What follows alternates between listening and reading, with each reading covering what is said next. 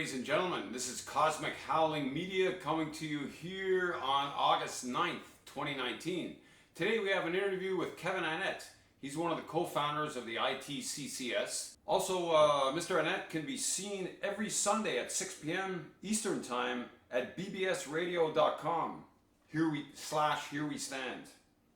Kevin Annett is a renowned global human rights campaigner, author and whistleblower who has led the movements to expose and prosecute child murder by church and state in Canada and in Europe. Kevin is the co-founder of the ITCCS. He has been twice nominated for the Nobel Peace Prize. We'll get right into it. Here is Mr. Kevin Annett. We're starting to rebuild Canada from the grassroots. That's the way it's got to happen. So it's an active party. It isn't, mark the ballot and then put us into power to govern over you. That's not our philosophy. People have to govern themselves, and that's our whole strategy. Excellent, Kevin. Excellent. Well, what we're all about is reinventing Canada from the grassroots. And the flag here of the Republic and our party sums it up. These three stars represent the English, French, and Indigenous nations. The two Wampum original treaties said we're to share the land together, not one over the other. We want to get back to that. We realize now that genocide couldn't have happened in this country unless it was done through the crown. This absolute authority, it's not based on people's governance of themselves, but a power over people. Most of the laws passed in Canada now are done order in council. They're never even debated. That's how the Indian Act came in, the residential schools genocide, all caused by the system of crown authority. The United Catholic Anglican churches that wiped out over 60,000 children, all done it legally. Nobody's ever gone to trial or jail for any of those crimes. This is a genocidal regime, and under international law, we have an obligation not to pay taxes and not to support that society, or you're taking part in a crime. So we say to people, you need a new jurisdiction. You got to form a republic if you're ever going to wipe clean this legacy of genocide and mass murder. So that's kind of the basic platform of what we're running on. And so this goes way beyond the election. We're going to be changing Canada from the grassroots every day of the year, not just at election time. Absolutely, that's what we need, and that's what this the whole civilization on the Earth's surface needs. Absolutely, is true democracies. This model, the Republican Party of Canada, is presenting what could be certainly spoken of as a direct democracy, what's known as a type of direct democracy that really represents the voices of the people, of the taxpayers of that nation. This fits into what's happening in this world, this awakening, and just like more and more positive forces taking control day by day, step by step. It's up to each and every one of us. There's forces involved at many levels, and those here of us on the surface, we're here to do something. Absolutely, we're all on a mission, and it's good to see more and more people awakening. So this is a great opportunity, this Republican Party of Canada, to really build a true republic and a sovereign nation for all nations within that nation. And I'd just like to mention something that Russell Means said, one of his great talks not so long ago, not long before he passed on. Russell Means, he said, after he spoke so intelligently and eloquently about the plight of his peoples, the Lakota peoples, the tyrannies, the injustices going on there, and then he looked and he eventually said to the general population, he's speaking now, he says, and the thing is, now you're the new Indian. So that's the thing. What's happened to the first, and been going on, the crimes against the Native Americans, the First Nations peoples, more and more we see these doctrines are being implemented on everyone mass. It's we're at a profound change. The best example of that is the forced vaccinations. Now, you can go to jail now if you don't get your kids vaccinated. They've been doing that to Indians in Canada for over a century. Under the Indian Act, you can't refuse medical treatment if you're on a reservation. So they always would go to the res to try out drugs on people, all these experiments by Big Pharma. The churches have a relationship where they provide kids out of their boarding schools or orphanages and that to the Big Pharma for their drug testing. And then they get money, kickbacks, the churches all the time. It's one of the things you can read about. Go to murderbydecree.com. All our evidence is right online. Look in that site under ITCCS updates, and you'll see all of our updates, news events about our campaign and this ongoing exposure. We've got hard evidence about the missing Native women in British Columbia being killed off by death squads. being run by the RCMP, Chinese corporations. We know Trudeau himself is personally implicated in allowing these things to go on in BC. He's removed the lid on all Chinese investment in Canada. The guy's working in direct collusion with these foreign interests. So it's time for this whole sick criminal regime to be thrown out. And that's really why we're running, why I'm running. Absolutely, 100%, Kevin.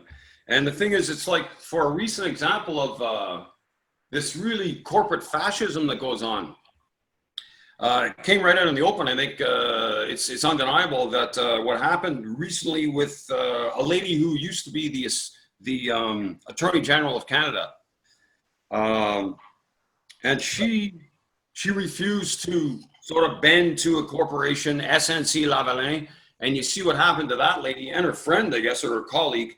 They got ousted from the Liberal caucus, and now they're sitting as MPs as independent. I'm just saying that's the Attorney General who, I would say, she just, to me, it's like she got ousted for doing her job, you know, and basically refusing not to bend and instead allow this legal process that's ongoing. Well, that's what happens. That's why the United Church of Canada threw me out in 1995, because I wrote a letter saying, hey, wait a minute, we're selling off native land on the West Coast that our missionaries grabbed. We're selling it off to Macmillan, Bloedel, and Weyerhaeuser and big logging companies for kickbacks. The natives aren't seeing any of that money. I was just quoting church policy that native land had to be returned to the nation we stole it from.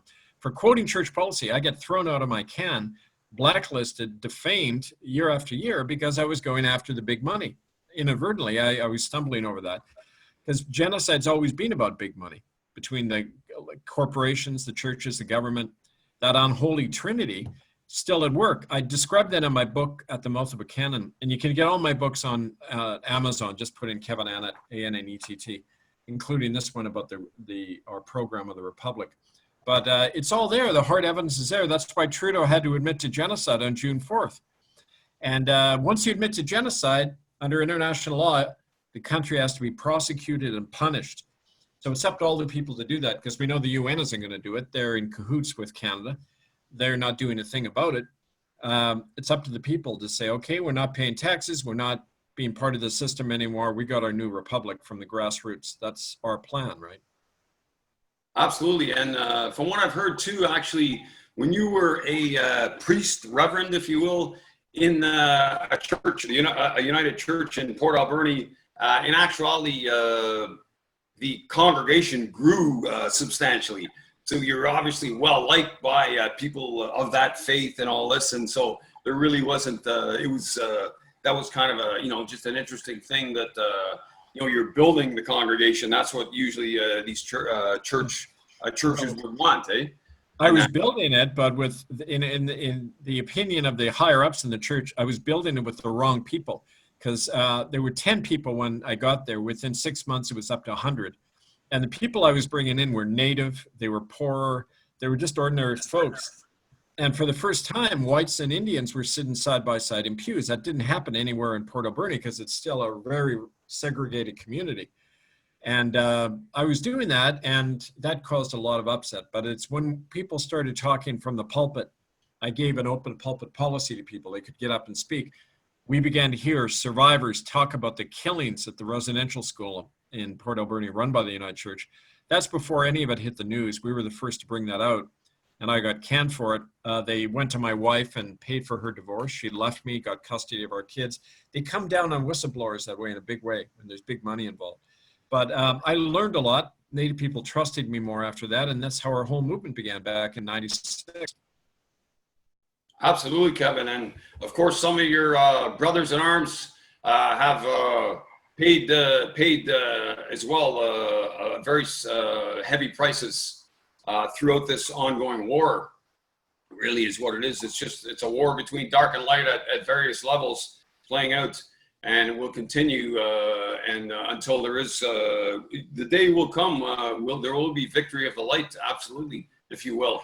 The thing is, Kevin, is also, I'd just like to mention the Assembly of First Nations chief currently, something he said not too long ago in regards to, because he knows, and absolutely, I know too, that's, it's on its way, and it's up to all of us too, of course. but basically he mentioned something without quoting the Assembly of First Nations chief. He said that the day is coming basically when Indigenous law will be restored here. Indigenous or natural law, he also mentioned. And that's the thing, natural law, Indigenous law. I know you speak of common law courts and common law, and it's really all based on the laws. How there's really a science to this. And I think that's huge, is this country and everywhere on the Earth's surface, if we can get back to adherence to natural laws. And there's some great teachings out there on that, including by a gentleman named Mark Passio. I'll put that link below. And also, I'll certainly put a link below of murderbydecree.com, Kevin's main website, which has all sorts of ITCCS archives, information, updates, where you can get his books, everything, all kinds of stuff. And just one more thing too, Kevin, I'd like to mention that just to verify with you, I haven't researched it, but when I read your book, At the Mouth of a Cannon, it said that a First Nations person, when convicted in a court in Western Canada, I believe it's just in the western part of Canada, is the prison system is given twice the amount, paid twice the amount than when a non-Aboriginal is convicted and sent to that same institution. Now, I believe that's still ongoing. That's right, because under the Indian Act, the money that you get as a Native person reverts to the government. It doesn't go to your family if you go to jail. So the government has an economic incentive in locking up Indians. That's why a third of the people in prison are Native. It's a big cash cow, right?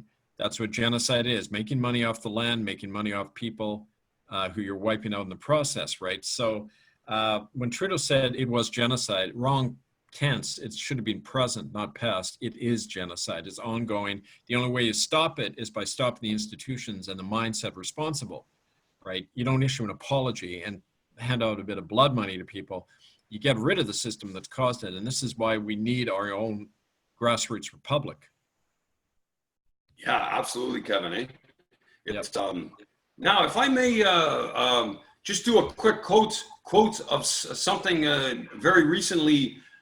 This is quite profound for sure, because we're talking about a very large fish criminal. Everybody knows that Jeffrey Epstein was arrested again not so long ago. And on the Cobra Portal 2012 website, there's a recent intel that Cobra just wrote on that. And just to quote, it says from Cobra, arrest of Jeffrey Epstein is the first big, real and tangible victory of the light forces against the dark network on the surface of the planet. It signifies the trigger point through which the extent of child abuse will be revealed to the surface population.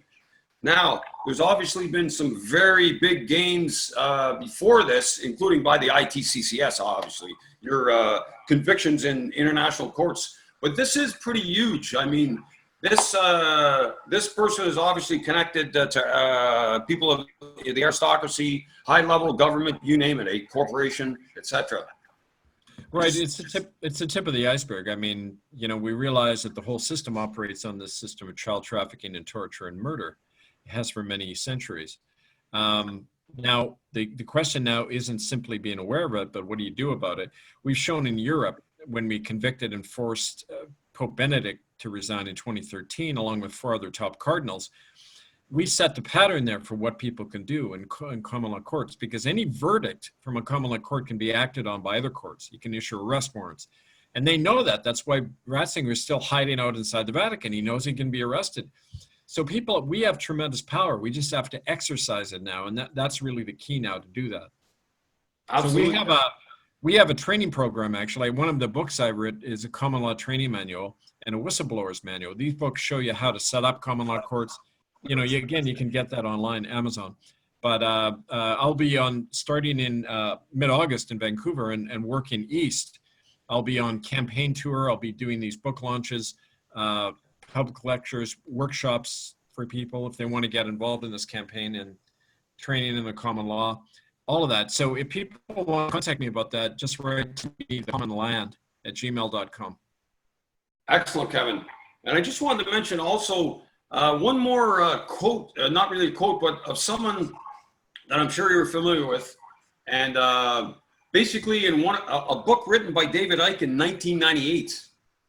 And basically what he said was he called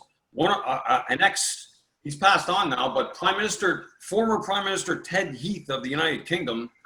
And basically in 1998, he wrote in his book that this person is a pedophile and a child killer. And it's backed up by other people as well. But the thing is, this is in a book by David Icke that came out in 1998. And that was presented to the person that was accused of that, being a child killer and a pedophile. And he was, like I say, his name is Ted Heath, former Prime Minister. And so there was no backlash on David of that. I'm just saying that's a serious allegation to make about anybody, including a Prime Minister, a former Prime Minister. Now, you know, I'm saying, so this, it's always been around us. These elephants in the room are finally being spoken about more, including thanks to you and your organization, big time. So we need to keep getting the truth out. Yeah. Well, that's an example. I tell people in over 25 years, I've never been sued once by any of these people. That's a sign that they know it's true. They just don't want it in a court of public record, because that way it'll be on file somewhere, right? So what they do is, if I was native, I would have been dead, killed off years ago. The fact that I'm well known and I've got a pale skin means they don't kill you. That makes you a martyr. You try to discredit. You create rumors, smears, doubts in people's minds about the person. Discredit the issue. Discredit me, and you discredit the issue. As this RCMP Sergeant Peter Montague in Vancouver once said, he led the smear campaign against me when we did our first tribunal in the summer of 1998. Where we first began to document these crimes of sterilization, medical experiments, mass murder in residential schools. They made sure that none of the media ever covered that tribunal, right? It's the same today. You cannot get the corporate media to even mention my name. Ever since the apology in 2008, my name was swabbed out of the media, because the stuff I brought up contradicts the official line by the TRC and others that said, well, a few children died, but it wasn't mass murder or anything. The statistics show the kids were dying. Half of them never came back. And their own people admitted that in documents. So again, like you mentioned, it's all online, murderbydecree.com. You can read all the hard evidence right there. Yeah, absolutely, Kevin. Yeah, exactly. And so this is, you know, the truth keeps just spilling out. And there's, you know, more and more of that. I'd just like to speak of, there's also an article in the ITCCS archives. Not so long ago, there was a politician, he's an ex-politician now, Laurent, I believe is his name, in Belgium, who was very much assaulted in all this, because he started speaking what a lot of us know to be some truths. I'm not getting into specifics here, but that there is basically there are satanic worshiping groups all over the world, and they do these rituals, and they torture and murder babies, tots, children, adolescents, adults, the whole bit. But he spoke some of that, and he got crushed down pretty hard by the sound of that article. Yeah, that was Laurent Louis. He was a Belgian member of parliament. I met with him actually shortly before he was arrested.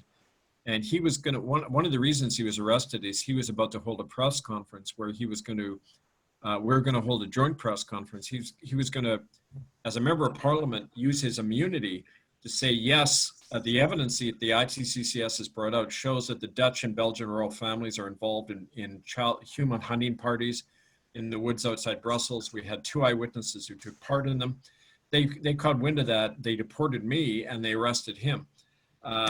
And so, you know, when you get too close to the bone like that, there's a reaction, but it shows you're on the right track, and you just have to keep pushing. Absolutely, Kevin. And even right now, you see one of the candidates, Tulsi Gabbard, who's running for leadership of the Democratic Party in the United States. And they're really, you know, she's not with the narrative. She's not going with the flow, so to speak. And so they're, you know, hammering on her in ways. And of course, you know, she's a veteran, a war veteran, and, you know, a class act. And she's saying things like about these wars that have been going on and sending our people over, and just all the heinous crimes that come with that, all the pain and suffering. And, you know, who are we serving? Those of us who have been in the military. I've been in the military. I'm a Canadian Armed Forces veteran. I think our people will fight for justice and things. And so we need, now that the truth's coming out, we can make better decisions for ourselves, our families, our country's society in general. It's really good to see this ongoing awakening. Yep.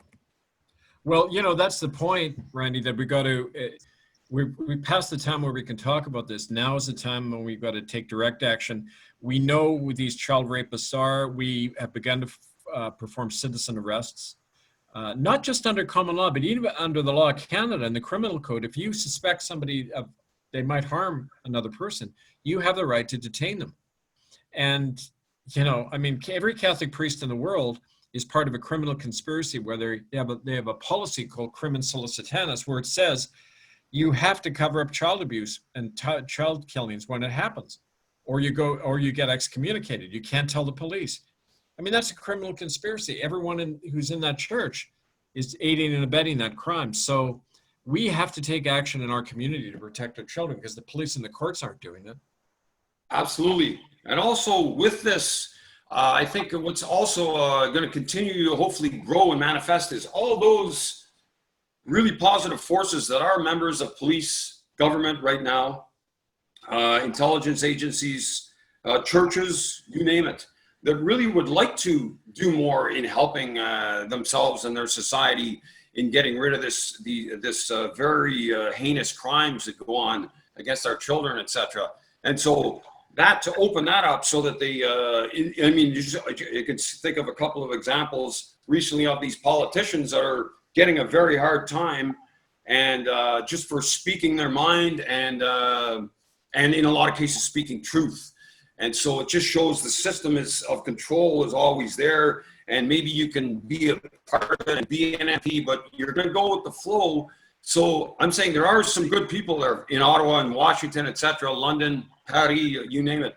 And so if we could open it up more and more for those people that are already even in the system, including policing and everything, to be able to really have more choice, more autonomy.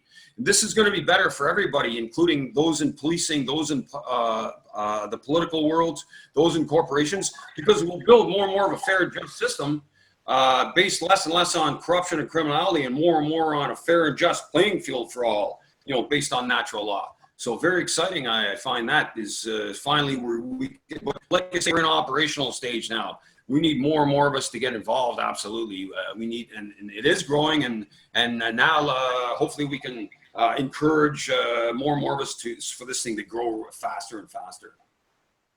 Absolutely. So I would again urge people, if they want to be part of our campaign, write to Republic of Canada, Kanata, Republic of Canada @gmail.com. We'll be holding, starting on the West Coast on August 19th. We're starting our campaign. We're going to work right across the different nations heading east. So I need people to be involved in the campaign, funding it, taking part, canvassing, setting up local neighborhood assemblies under common law where we can start taking this action to reclaim our nation. So invite all of you to be part of that. Running in the North Winnipeg riding, and we can donate to help you with that through murderedbydecree.com. That's right. There's a donate button right there on the top of the webpage. And exactly. I'm campaigning. I'm from North Winnipeg. I have Métis and Ojibwe ancestry myself, Scots, Irish, and that. But I'm campaigning right across the country. It isn't just in North Winnipeg. So thank you, Randy. Okay, thanks a lot, Kevin. And yeah, we'll see you soon, hopefully, sir. Yep. Thanks very much. Victory of the light, brother. Yeah. Right on.